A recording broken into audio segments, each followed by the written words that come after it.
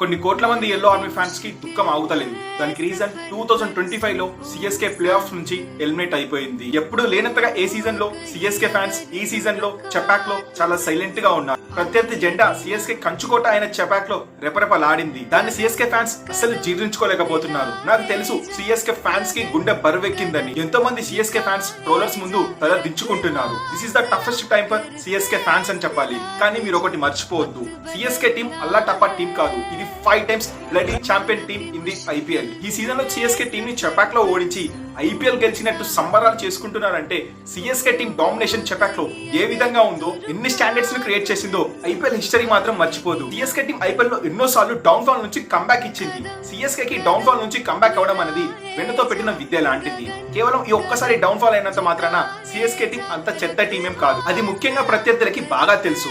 So next season లో comeback super Kings comeback ఇస్తుందంటారా? అయితే కింద కామెంట్ చేసి చెప్పండి.